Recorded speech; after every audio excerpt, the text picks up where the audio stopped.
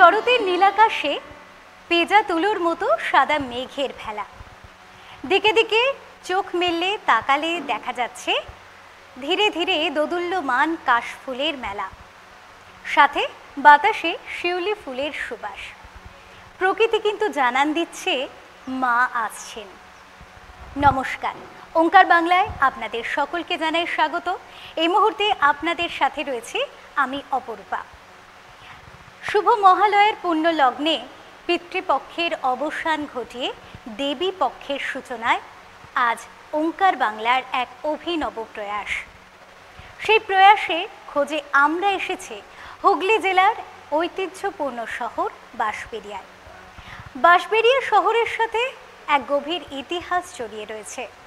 সেই ইতিহাসের পাতা উল্টালে এক ঐতিহ্যপূর্ণ বনেদিয়ানা চোখে পড়ে, যে বনেদিয়ানার নাম সাজিবাড়ি। ঠিক ধরেছেন, আজ আমরা হুগলি জেলার বাঁশবেড়িয়ার সাজিবাড়িতে এসেছি। এই মুহূর্তে দুর্গোৎসবের আয়োজন এবং সেজে উঠছে সাজিবাড়ি। এই ঐতিহ্যপূর্ণ সাজিবাড়ির ইতিহাস কিন্তু অনন্য। সেই ইতিহাস আমরা তুলে ধরব, পাশাপাশি রয়েছে বিভিন্ন সাংস্কৃতিক অনুষ্ঠান। কাজেই আজ ওঙ্কার বাংলার দর্শকদের জন্য ওঙ্কারের তরফ থেকে মহালয়ার দিনে এক বিশেষ উপহার। এই মুহূর্তে আমরা রয়েছি সাজিবাড়িতে, যেখানে এক ইতিহাস, ঐতিহ্য এবং পরম্পরার মেলবন্ধনে মায়ের আগমনী সুর। এই মুহূর্তে আমাদের কাছে চলে এসেছেন, আমরা পেয়েছি। নমস্কার দাদা, আসুন।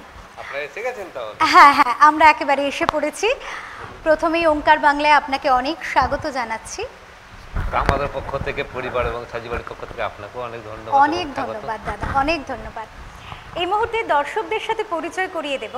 আমার সাথে রয়েছেন হুগলি জেলার বাঁশবেড়িয়ার ঐতিহ্যময় বনেদি বাড়ির সাজিবাড়ির গৃহকর্তা শ্রী বাপ্পা সাধু। দাদা, আজ আমাদের ওঙ্কারের দর্শকদের কাছে আমরা তুলে ধরব আপনাদের বাড়ির ইতিহাস, পরম্পরা এবং ঐতিহ্য। প্রথমে যে প্রশ্নে যাব, যে গল্প শোনার জন্য আমরা আগ্রহী, তা হলো আজকে আপনাদের এই যে বাঁশবেড়িয়ার শহরে সাজিবাড়ির যে সুনাম এবং ঐতিহ্য, এর শুরুটা ঠিক কিভাবে? এই শুরুটা আমাদের জানা ইতিহাসে যতদূর আমরা জানতে পেরেছি, তাতে বৈদ্যনাথ সাধুর হাত ধরে আমরা বাঁশবেড়িয়াতে বসতি স্থাপন করছি। বৈদ্যনাথ সাধুর আদিবাড়ি হচ্ছে বিহারের পূর্ণিয়া জেলায়। বিহারের পূর্ণিয়া জেলায় থেকে আমাদের এখানে আসার পিছনে কারণ হচ্ছে আমরা হচ্ছে বণিক সম্প্রদায়, সাত সদাগরের বংশধর। তা আমাদের ওখান থেকে আসার কারণ হচ্ছে বিহারে একটা মানে সাজিমাটি বলে একটা মাটি পাওয়া যেত। তৎকালীন দিনে কোনো পাউডার বা স্নো এই ধরনের ব্যবহার প্রসাধনী ক্ষেত্রে ব্যবহার হতো না। ন্যাচারালি সাজি মাটি একটা ন্যাচারাল প্রোডাক্ট, যেখান থেকে ব্যবহার হতো, এবং সেটা পাওয়া যেত বিহারের পূর্ণিয়া জেলার কিছু চুনা পাথর থেকে। এবং চুনা পাথরটাকে ম্যানুয়ালি তখনকার দিনে প্রসেসিং করে তৈরি করা হতো সাজি মাটি। সেই সাজি মাটি নিয়ে বৈদ্যনাথ সাধু এসেছিলেন, তথা এখানে বাঁশবেড়িয়া নাম তখন প্রসিদ্ধ ছিল না, তখন ছিল এখানকার নামটা ছিল সপ্তগ্রাম বন্দর। সেই সপ্তগ্রাম বন্দরে আমরা ব্যবসা করতে আসি। এছাড়াও বহু রকম ব্যবসা আমাদের সেই সময় ছিল, যেমন এর সাথে ছিল নুনের ব্যবসা, যেটা আমাদের ভদ্রেশ্বরে এখনও জায়গা এবং গোডাউন সব রয়েছে। এখান থেকে জুড়ি গাড়ি পায়ে হেঁটে ব্যবসা হতো। সেই পূর্ণিয়া থেকে এখানে আসার পর পরিবার থেকে বিভক্ত হয়ে বৈদ্যনাথ সাধু এখানে বসতি স্থাপন করে, এবং বসতি স্থাপনের পর ব্যবসা বাণিজ্য বাড়ে। ব্যবসা বাণিজ্য বাড়ার পর এখানে তখন বাড়ি ঘর দৌড় নির্মাণ হয়। তৎকালীন দিনে একটু প্রতিবর্তী ব্যক্তি, এবং আমরা পূর্ণিয়ার জমিদার সেহেতু এইখানেও আমরা জমিদারি তৈরি করি, এবং তার সাথে দুর্গা পুজো অঙ্গাঙ্গিভাবে জড়িত হয়ে যায়। এই যে দুর্গা পুজো, স্বাভাবিকভাবে আমরা দেখেছি বিভিন্ন বাড়ির যে বনেদি বাড়ির পুজো, তার একটি ইতিহাস থাকে, যে কারণে দুর্গা মায়ের আপনাদের বাড়িতে আগমন এবং পরবর্তীতে প্রতিষ্ঠা করে দেবী আজও পূজিতা হচ্ছেন। সেই ইতিহাসটা একটু জানবো, মানে হঠাৎ করে কেন মনে হলো দুর্গা পুজো আমরা শুরু করব? যেহেতু আমাদের পরিবার দুটো ভাগে বিভক্ত, একটা বিহারে পূর্ণিয়া জেলা জমিদারি রয়েছে, সেখানে আমাদের আরও পুরনো পুজো, মানে বংশ পরম্পরায় পুরনো দিনের পুজো সেখানে চালু রয়েছে এখনও, এবং তারপরে আমরা যখন এখানে চলে আসি, অ্যাকচুয়ালি দুর্গাপুজো হচ্ছে শক্তির আরাধনা। তৎকালীন দিনে মানে মানবিক শক্তি থেকে ঐশ্বরিক শক্তিটা একটা বিশাল একটা ফ্যাক্টর ছিল। একদম সেই মানবিক শক্তি এবং ঐশ্বরিক শক্তির সম্মেলনের জন্য দুর্গাপুজো হয়, দুর্গাপুজো করা হয়। আবার কিছু ব্যক্তি যদি ধরেন মানে এই পুজো আর্চার ব্যাপার থেকে সরে যায়, তারা দুর্গাকে মা বলে মনে করে, ঘরের মেয়ে বলে মনে করে। তো ঘরের মেয়ে ঘরে আসবে, বছরে একবার আসবে, যেমন মেয়ে বাপের বাড়িতে আসে, বাপের বাড়ি আসবে, সেখানে আনন্দ করবে, উপভোগ করবে, সবাইকে আদর যত্ন নেবে, নিয়ে আবার শ্বশুর বাড়ি যাবে। সেই হিসাবেও দুর্গা পুজোকে চালনা করা হয়।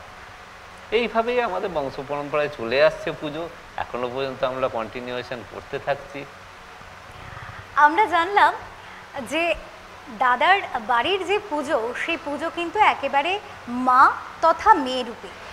দেবী দুর্গা এখানে মায়ের মতো থাকেন এবং মেয়ের মতো বাপের বাড়িতে আসার মতো করে আসেন, যত্ন পান এবং তারপরে আবারও শ্বশুর গৃহে ফিরে যান। এই যে তার আশা, এই আশা এবং দীর্ঘ বছর ধরে পূজিত হয়ে আসা, কত বছরের পুজো?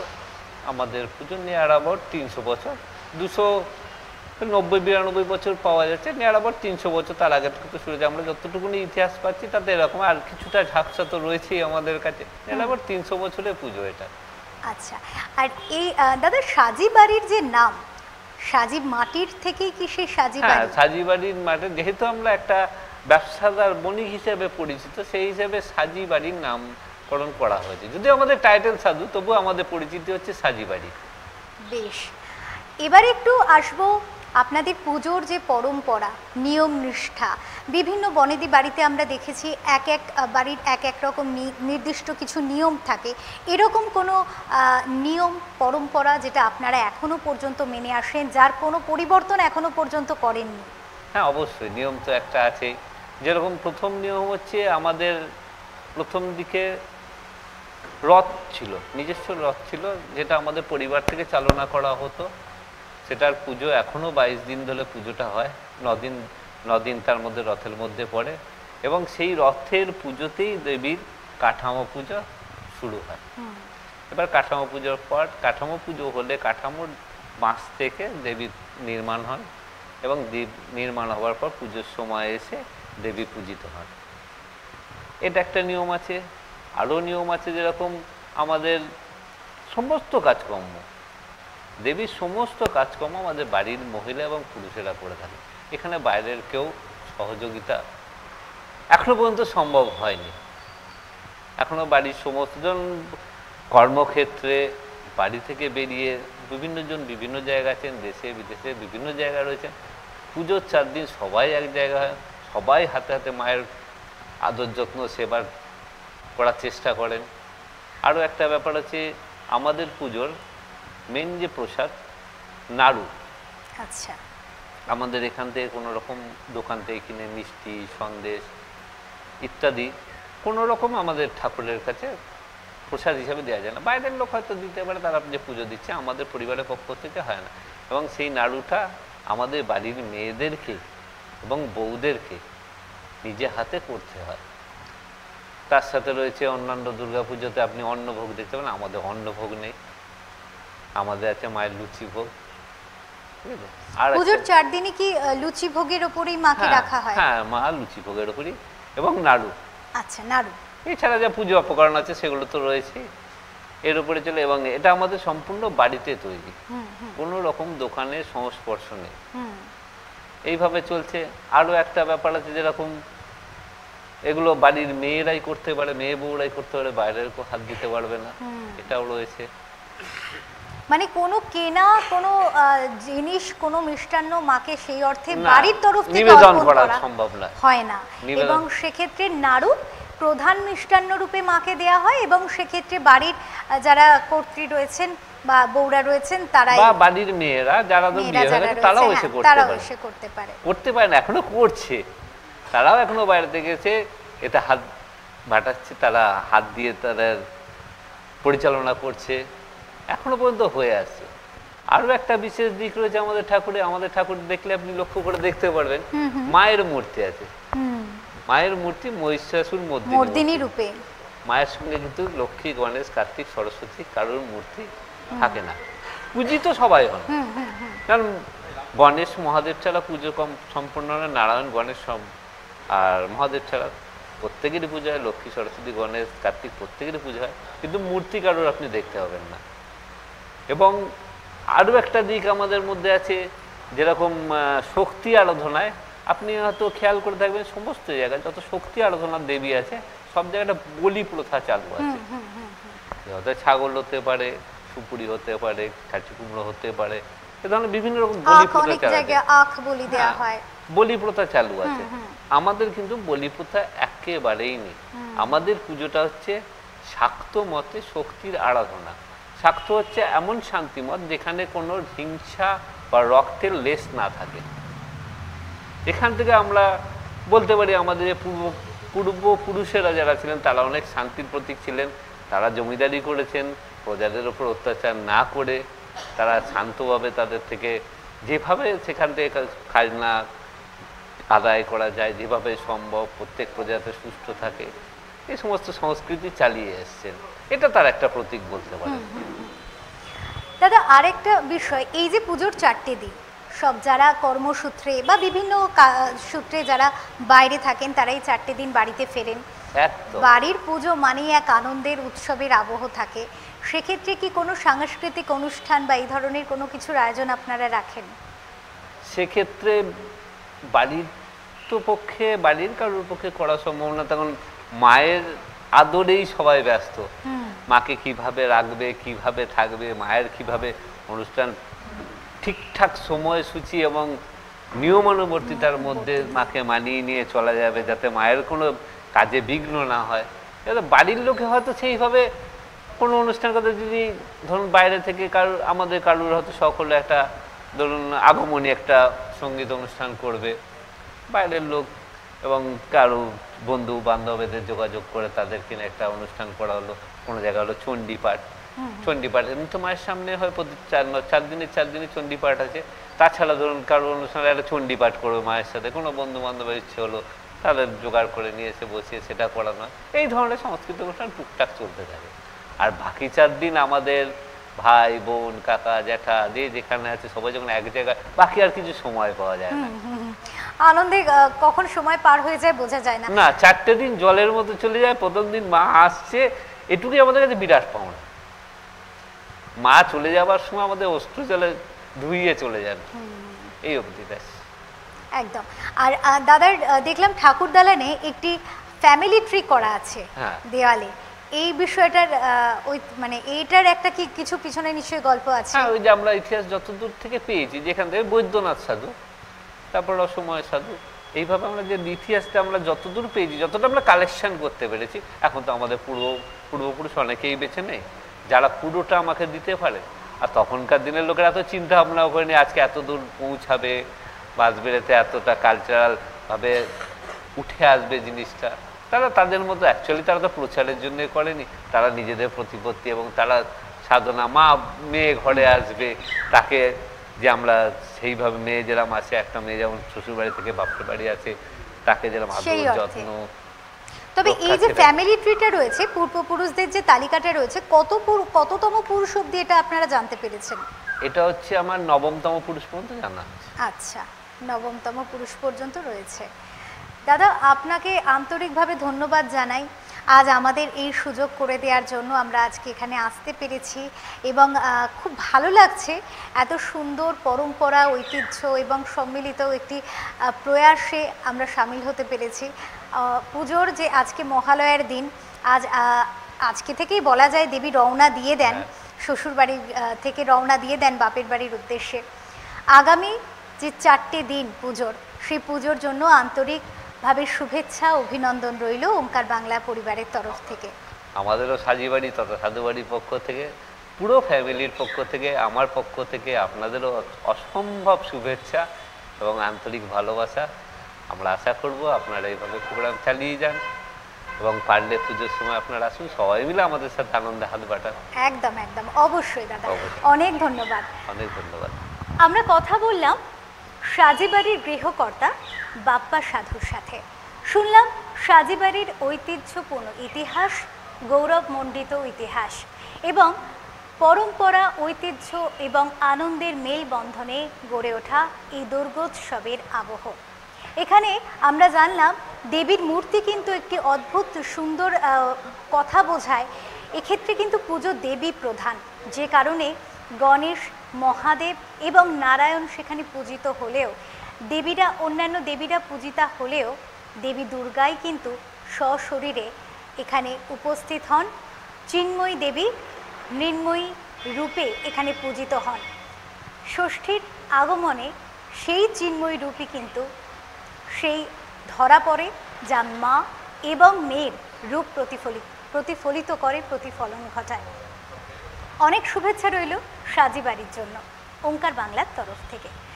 এতক্ষণ আমরা কথা বললাম সাজি বাড়ির গৃহকর্তা শ্রী বাপ্পা সাধুর সাথে, জানলাম ঐতিহ্যবাহী এই বাড়ির কথা। এবার আমরা চলে আসবো সাংস্কৃতিক অনুষ্ঠানে, এবং সেই সাংস্কৃতিক অনুষ্ঠানে প্রথমেই কিন্তু আমরা শুরু করব শিবস্তুতির মাধ্যমে। কেন করব?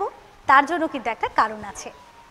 লোককথা অনুযায়ী মনে করা হয় দেবী দুর্গা আজ মহালয়ার দিন স্বামীর অনুমতি নিয়ে বাপের বাড়ির দিকে রওনা দেন এবং এই দীর্ঘ পথ পেরিয়ে তিনি পৃথিবীতে আসেন কৈলাস থেকে। তারপর 4টি দিন বাপের বাড়িতে আনন্দ উৎসবে মেতে থাকেন। কিন্তু এই সময় মহাদেব কি করেন? তিনি তো দেবী দুর্গা ছাড়া অসম্পূর্ণ, কাজেই তার একটু অভিমান হয়, কিছুটা রাগও হয়। মহাদেব রেগে গেলে যে কি হয় সেটা তো আমরা কম বেশি সকলেই জানি। কাজেই তাকে সন্তুষ্ট করাটা কিন্তু ভীষণ প্রয়োজনীয় হয়ে পড়ে। আর সে কারণেই আমরা মহালয়ার পুণ্য লগ্নে আমাদের এই সাংস্কৃতিক অনুষ্ঠানের শুরুটাই করব মহাদেবকে তুষ্ট করতে তার স্তুতি করে। এই স্তুতির জন্য যার কণ্ঠে আমরা এই স্তুতি শুনব তার নাম স্বপ্ননীল দত্ত। তিনি কিন্তু একেবারে যে সে মানুষ নন, তার নামের সাথে কিন্তু বেশ কিছু কথা জড়িয়ে আছে যেগুলি একেবারে না বললেই নয়। তার লেখনী, পড়াশোনায় সে ভীষণ ভালো, সেটা ছাড়াও তার লেখনের কিন্তু বেশ জোর। তিনি 100 পেন স্মিথ ন্যাশনাল অ্যাওয়ার্ড পেয়েছেন, তাও তার কবিতার জন্য। আজ তারই কণ্ঠে আমরা শিবস্তুতি শুনব, পাশাপাশি আমরা নৃত্য দেখব। এই শিবস্তুতির সহযোগে নৃত্য পরিবেশন করবেন আমাদের কাছে যিনি, তার নাম শ্রীদিশা মুখার্জি। এবং এই শ্রীদিশার সম্পর্কে কথা বলতে গেলেও কিন্তু বলতে হয় অত্যন্ত মেধাবী ছাত্রী। শুধু নৃত্যে পারদর্শী নয়, পড়াশোনাতেও ভীষণ মেধাবী। সে অনার্সে প্রেসিডেন্সি কলেজে ফার্স্ট ক্লাস ফার্স্ট অধিকার করেছে স্থান, এবং তাকে সে কারণেই আমরা ওঙ্কার বাংলার তরফ থেকে অভিনন্দন জানাই। তো চলুন আর কথা না বাড়িয়ে চলে যাই শিবস্তুতি শোনবার এবং দেখবার সময়। कर्पूर गौरम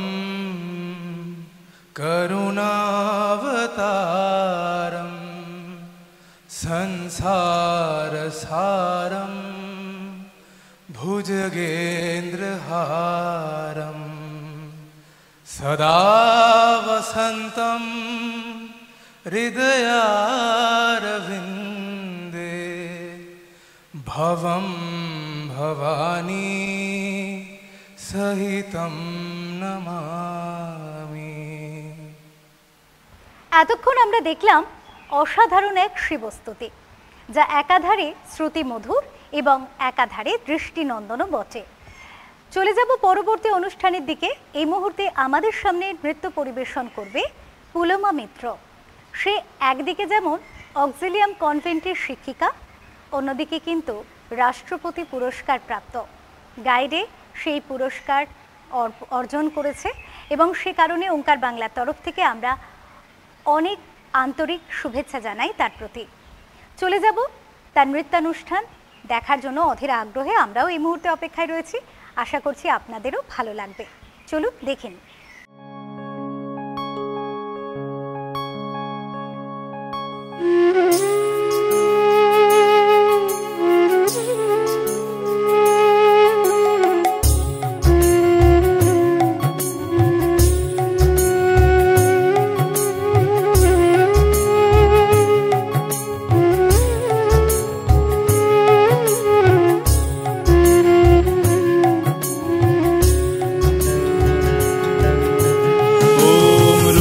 प्रचण्डे प्रचण्डे त्वं प्रचण्डबलनाशिनी रक्ष मां सर्वतो देवी विश्वेश्वरी नमस्तुते।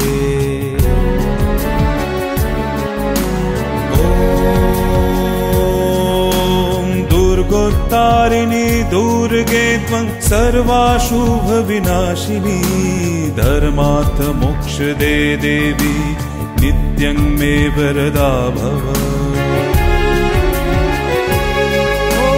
दुर्गे दुर्गे महाभागे त्राहि मां शंकर प्रिये महिषासुरमर्दनमत्ते प्रणतस्मि प्रसीद मे ॐ आयुर्देहि यशो देहि भाग्यं भगवती देहि मे। पुत्रं देहि धनं देहि सर्वं कामांश्च देहि मे।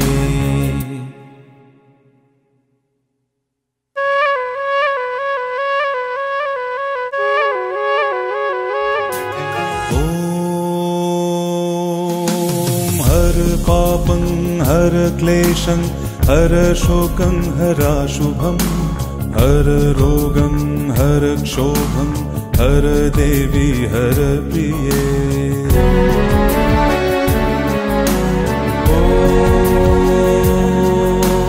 काली काली महाकाली कालिके पापहारिणी धर्मार्थ मोक्षदे देवी नारायणी नमस्तुते।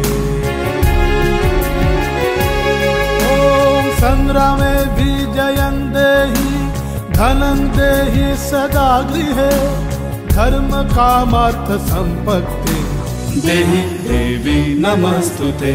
ॐ आयुर्देहि यशो देहि भाग्यं भगवती देहि मे।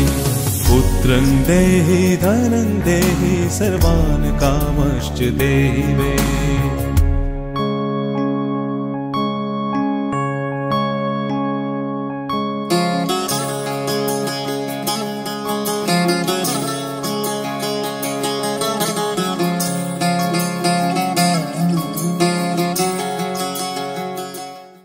এতক্ষণ আমরা দেখলাম পুলমান মিত্রের অসাধারণ পারফরম্যান্স। এবার চলে যাব পরবর্তী অনুষ্ঠানের দিকে। নৃত্য পরিবেশন করতে আসছে অঙ্কিকা শেঠ। অঙ্কিকার সম্পর্কে বলতে গেলে সে কিন্তু আসলে একজন ইলেকট্রিক্যাল ইঞ্জিনিয়ার, কিন্তু পেশা বাদ দিয়ে তার নেশার দিকে যদি যায় তাহলে কিন্তু তার নেশা হচ্ছে নৃত্য। নাচ সে ভীষণ ভালোবাসে এবং এক্ষেত্রেও সে যথেষ্ট দক্ষ এবং পারদর্শী। নজরুল নৃত্যে বঙ্গীয় সঙ্গীত পরিষদের ৫ম পরীক্ষায় সে কিন্তু ২য় স্থান অর্জন করেছে। সেই অঙ্কিকার আমরা একটা সুন্দর পারফরমেন্স দেখব এমন আশা করি। আপনাদের আর বেশি অপেক্ষা করাবো না, চলুন দেখে নিই অঙ্কিকা শেঠের পারফরমেন্স।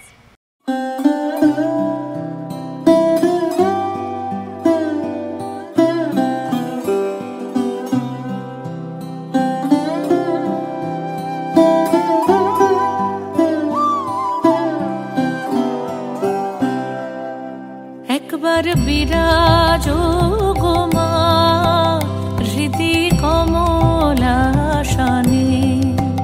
একবার বিরাজো গো মা হৃদি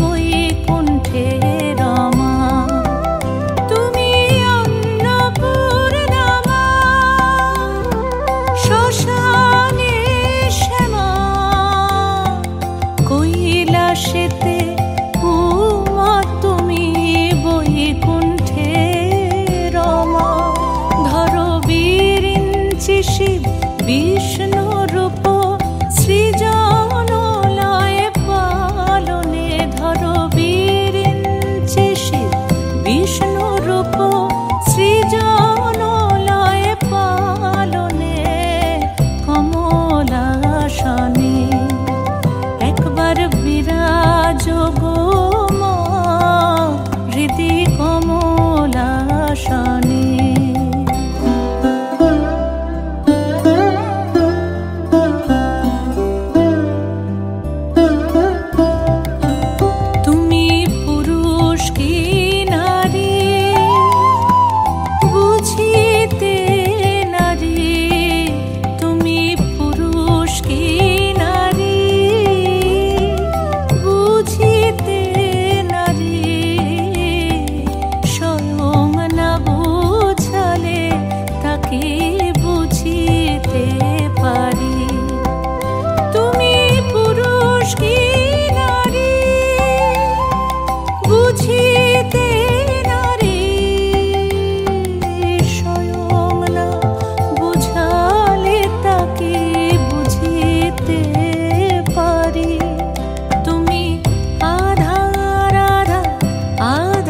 কৃষ্ণ